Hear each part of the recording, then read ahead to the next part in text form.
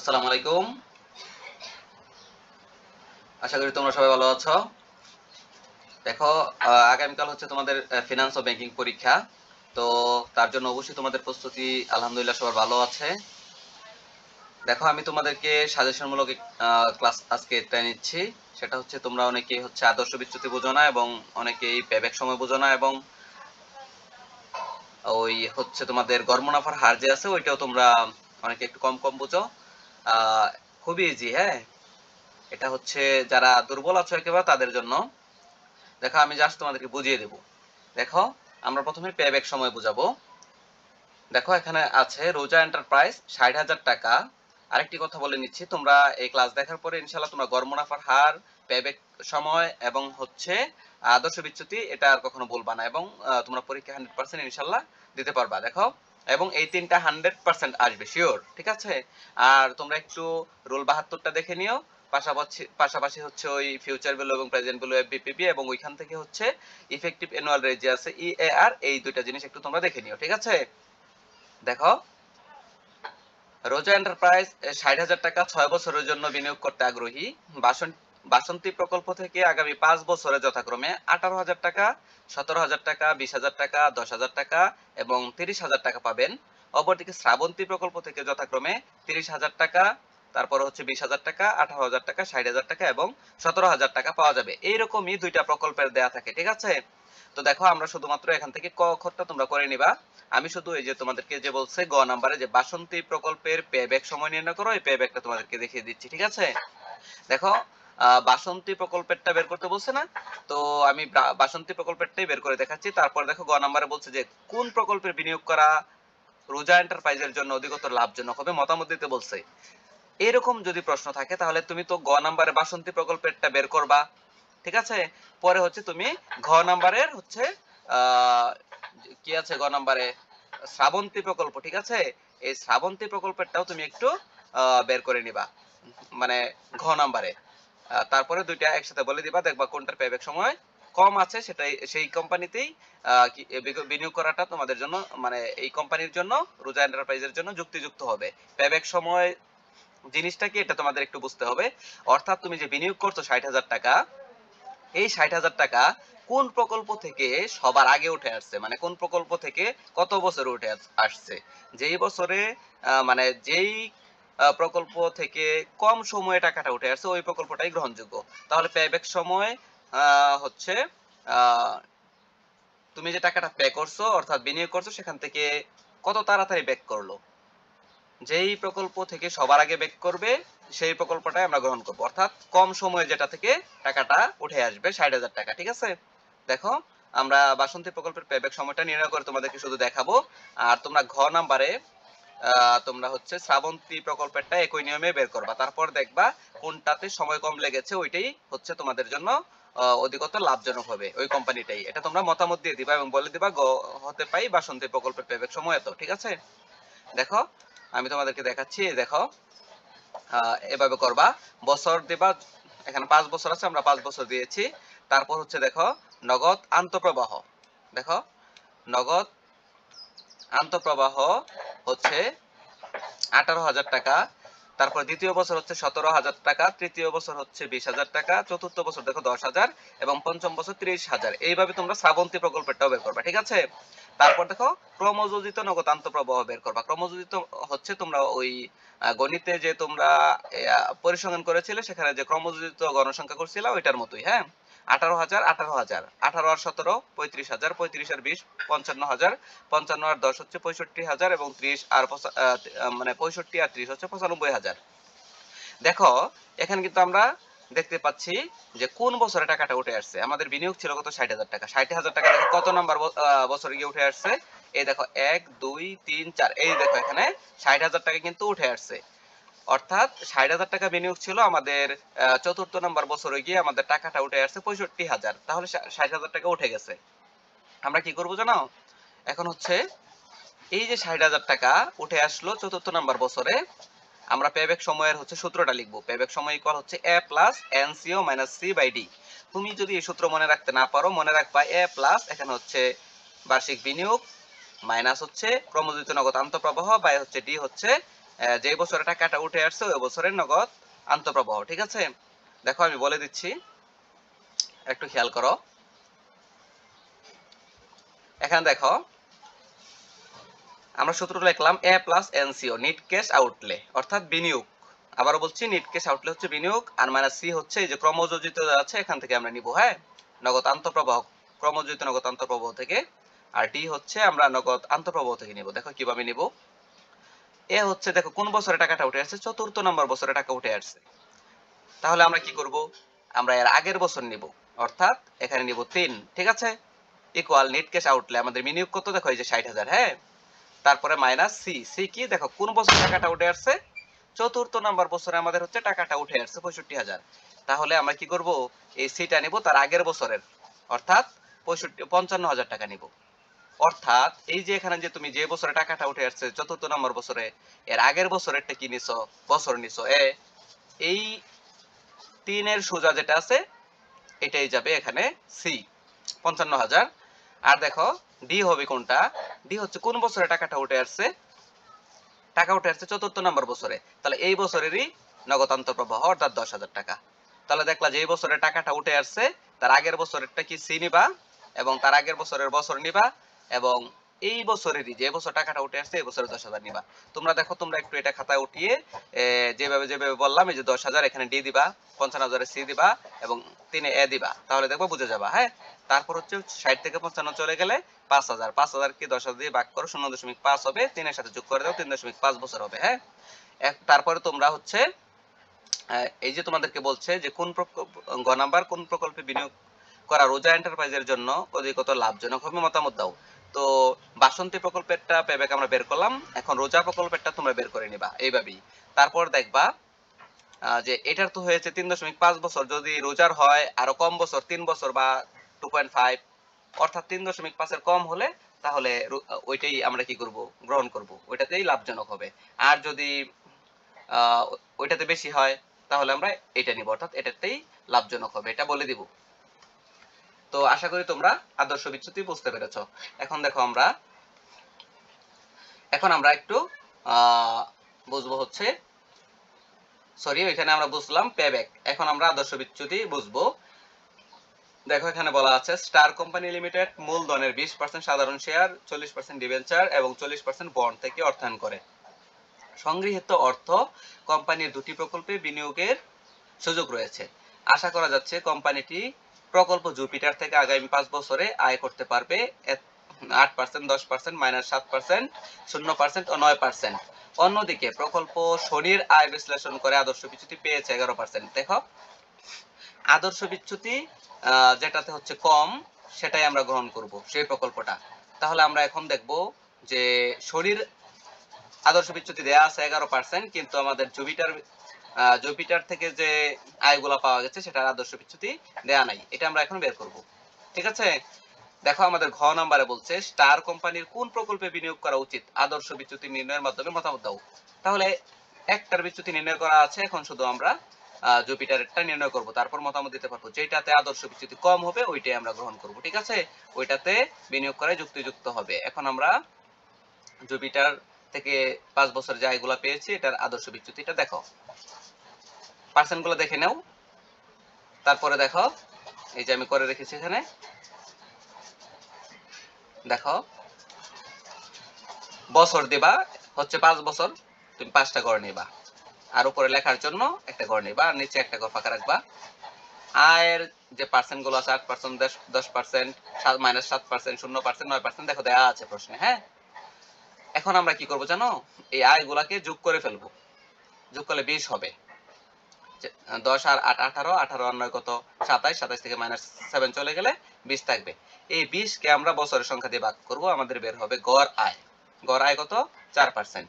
এখন আমরা এখানে লিখব এই যে আয়, এই আয় থেকে এই গড়টা বাদ দিব, প্রত্যেকবার বাদ দিব। দেখো 8 থেকে আমরা 4 বাদ দিব, এই যে গড় আয়টা বাদ দিব। তো 8 থেকে আমরা 4 বাদ দিলাম, 10 থেকেও 4 বাদ দিব, -7 থেকেও 4 বাদ দিব, 0 থেকেও 4 বাদ দিব, 9 থেকেও 4 বাদ দিব। 8 থেকে 4 বাদ দিলে কত থাকে দেখো 4, 10 থেকে 4 বাদ দিলে 6, -7 থেকে -4 বাদ দিলে -11 হয়, এটা 0 থেকে -4 বাদ দিলে -4ই হবে, 9 থেকে 4 বাদ দিলে 5ই হবে। ঠিক আছে, তাহলে দেখো এইভাবে মাইনাস করে নিবা। আয় অর্থাৎ আয় থেকে তুমি প্রত্যেকবার গড়টা বাদ দিবা। গড় তো একটাই আর আয় তো এখানে আলাদা আলাদা, তো বাদ দিবা এইভাবে। তো আশা করি তোমরা এই পর্যন্ত বুঝতে পারছো। তারপর হচ্ছে দেখো এগুলো ইজি, হ্যাঁ খুবই ইজি, তোমরা পারবে। আর সবাই, আমি মনে করি সবাই পারো। তারপর হচ্ছে তোমাদেরকে একটু শেষ টাইমে মনে করিয়ে দিচ্ছি। এখন এই যে এখানে আয় মাইনাস গড় লিখছো, এই আয় মাইনাস গড় দিয়ে উপরে শুধু স্কয়ার দিয়ে দিবা। এটাকে বলা হয় ব্যবধানের বর্গ। হ্যাঁ, এখানে উপরে লিখে দিতে পারো ব্যবধানের বর্গ, আর এখানে সরাসরি লিখতে পারো যে গড় থেকে ব্যবধান। এখন এই যে ব্যবধানের বর্গ, এই যে ব্যবধান বের করছো এগুলোকে শুধু বর্গ করে দিবা। 4 4 16, 6 6 36, 11 11 121। বলতে পারো যে মাইনাস কোথায় গেল? আমরা হচ্ছে মাইনাসের মানকে যখন বর্গ করি তখন মাইনাসটা উঠে যায়, ঠিক আছে? কারণ এটা যোগ বিয়োগ করছি না, এটা গুণ করতেছি। -11 ইনটু -11, দুইটা সংখ্যাকে যখন গুণ করব তাদের চিহ্নকে গুণ করতে হয়, মাইনাসে মাইনাসে প্লাস, 11 11 121, ঠিক আছে? তারপর দেখো 4 4 16, একই ভাবে এটাও মাইনাস উঠে যাবে। তারপর হচ্ছে 5 5 25। এখন আমরা কি করব? এই সবগুলাকে যোগ করে দিব, ঠিক আছে?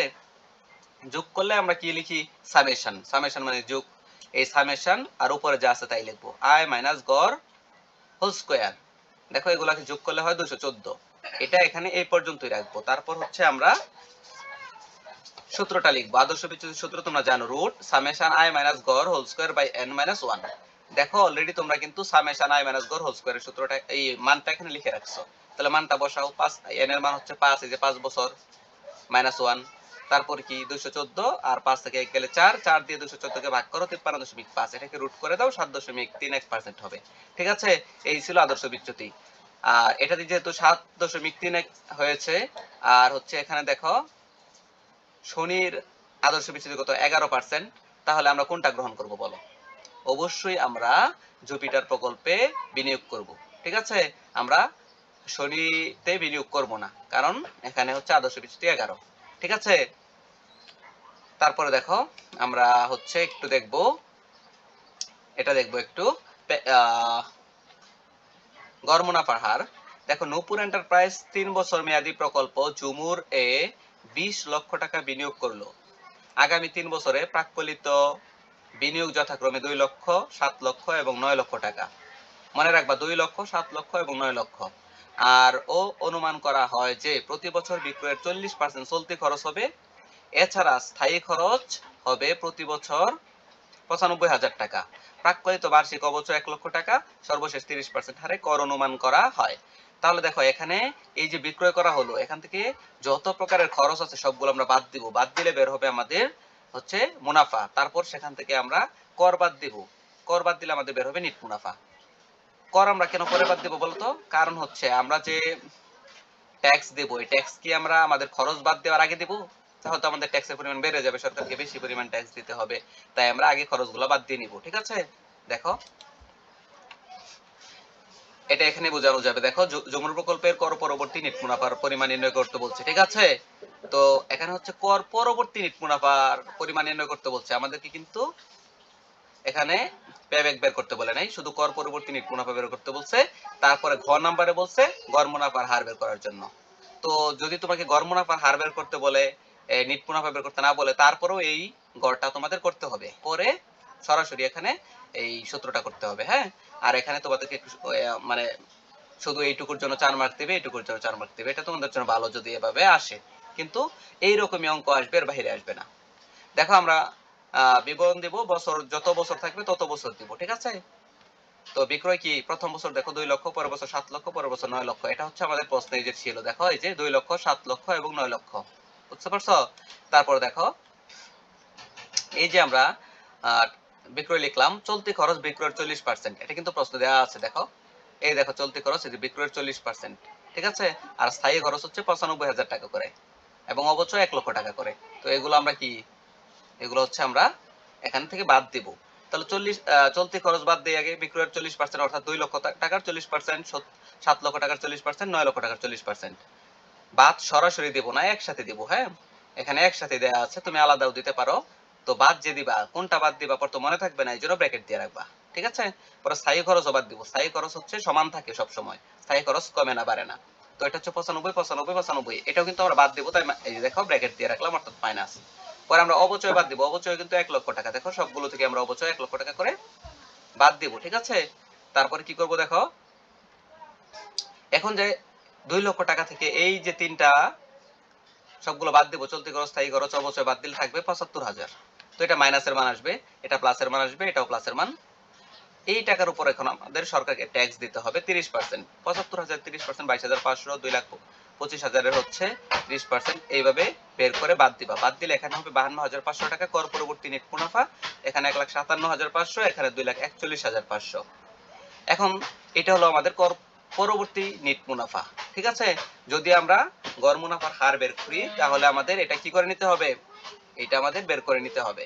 এখন আমাদের শুধু গড় মুনাফার হারের সূত্র করতে হবে। গড় মুনাফার হারের সূত্র কি, এই দেখো গড় মুনাফার হারের সূত্র হচ্ছে গড় নেট মুনাফা বাই গড় বিনিয়োগ।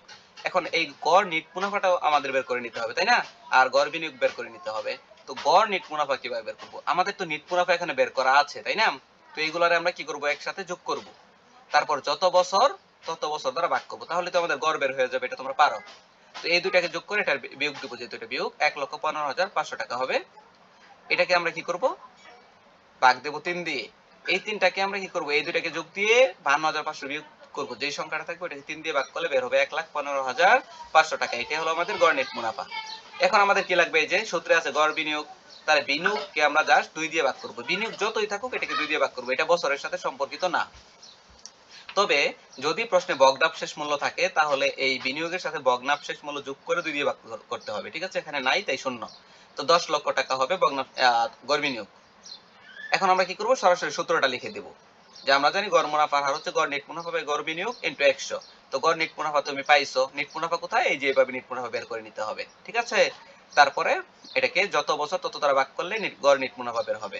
নেট মুনাফা থেকে গড়, তারপরে গড় বিনিয়োগ ইনটু 100। এখন সংখ্যাগুলো বসায় দাও, ইনটু 100 11.55%। অতএব ঝুমুর প্রকল্পের গড় মুনাফার হার হচ্ছে 11.55%। ঠিক আছে, তাহলে দেখো এই ছিল গড় মুনাফার হার।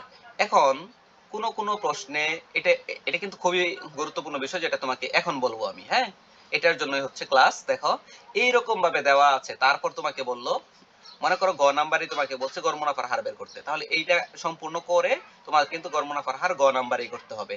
তারপর ঘ নাম্বারে তোমাকে বললো পেব্যাক সময় বের করতে। এখন তুমি নগদ আন্তঃপ্রবাহ কোথায় পাবা, এটাই হচ্ছে আসল জিনিস, এটাতেই তোমরা অনেকে আটকে যাও। হ্যাঁ, এখন তোমরা নগদ আন্তঃপ্রবাহ কোথায় পাবা, দেখো এই যে কর পরবর্তী নেট মুনাফাটা পাইছো না, হ্যাঁ, অবচয় বাদ দিয়া তারপরে এটা পাইছো না, এর সাথে এখন তুমি শুধু অবচয়টা যোগ করে দিবা। আবারও বলছি, তুমি যে নেট মুনাফাটা বের করছো, কর টর যা খরচ আছে বাদ দেওয়ার পরে করযোগ্য মুনাফা বের করছো, কর বাদ দেওয়ার পরে তুমি নেট মুনাফা বের করছো। এখন এই নেট মুনাফা গুলোই হবে নগদ আন্তঃপ্রবাহ 3 বছরের। ঠিক আছে, কিভাবে হবে দেখো, শুধুমাত্র অবচয় আছে না 1 লক্ষ টাকা, এটার সাথে 1 লক্ষ যোগ করবা, এটার সাথে 1 লক্ষ যোগ করবা, এটার সাথে 1 লক্ষ যোগ করবা, অর্থাৎ প্রথম বছর, দ্বিতীয় বছর, তৃতীয় বছর সবগুলোর সাথেই শুধু অবচয় টাকাটা যোগ করে দিবা। সবগুলোর সাথে কিন্তু অবচয় টাকা যোগ হবে। হ্যাঁ, যোগ হলেই ওইটা কি হয়ে যাবে, ওইটা নগদ আন্তঃপ্রবাহ হয়ে যাবে। তারপর তুমি ওই পেব্যাক পিরিয়ড নগদ আন্তঃপ্রবাহ আগের মতোই করবা, বছর দিবা 1 2 3, আর এখানে লিখবা নগদ আন্তঃপ্রবাহ, এই যে এটার মতোই দেখাচ্ছি, দেখো এই যে দেখো এইরকমই পরে, এই যে বছর দিবা, নগদ আন্তঃপ্রবাহ দিবা, ক্রমযুক্ত নগদ আন্তঃপ্রবাহ দিবা। শুধু নগদ আন্তঃপ্রবাহের টাকাটা তো তোমার লাগবে, এটা হচ্ছে ওই যে নেট মুনাফা, নেট মুনাফার সাথে তুমি শুধুমাত্র অবচয়টা যোগ করে দিবা। ঠিক আছে, অবচয় যোগ করলে যেটা থাকবে ওইটাই নগদ আন্তঃপ্রবাহ। আবারও বলছি, নেট মুনাফার সাথে অবচয় যোগ করলেই সেটা নগদ আন্তঃপ্রবাহ, তারপর ক্রমযুক্ত নগদ আন্তঃপ্রবাহ বের করবা, বাকিটুকু এইভাবে করে ফেলবা। ঠিক আছে, আবারও দেখাচ্ছি, দেখো শুধুমাত্র এই যে নেট মুনাফাটা বের করছো, এটার সাথে এই যে অবচয় 1 লক্ষ, এগুলা যোগ করবা, যোগ করলেই হয়ে যাবে হচ্ছে এই যে এরকম আন্তঃপ্রবাহ হয়ে যাবে, যেরকম নগদ আন্তঃপ্রবাহ হয়ে যাবে। ঠিক আছে, এই যে এই নগদ আন্তঃপ্রবাহ বের করলেই তো তোমরা ক্রমযুক্তটা বের করতে পারবা, তারপর হচ্ছে পেব্যাক পিরিয়ড বের করতেই পারবা, তাই না? তো এই ক্লাসটি তোমাদের এই পর্যন্তই ছিল। তোমরা এফবিপিবি এবং ইএআর টা একটু ভালোভাবে পড়বা, রুল 72 টা একটু ভালোভাবে পড়বা, আর এই তিনটা অঙ্ক ভালোভাবে করবা। এই ইনশাআল্লাহ 100% এখান থেকে কমন পাবা। ঠিক আছে, তো সবাই ভালোভাবে প্রস্তুতি নাও, আর তোমাদের পরীক্ষা যেন সবার ভালো হয় সেই জন্য দোয়া রইল সবার জন্য। সবাই ভালো থাকো, সুস্থ থাকো, সবাইকে ধন্যবাদ। আসসালামু আলাইকুম।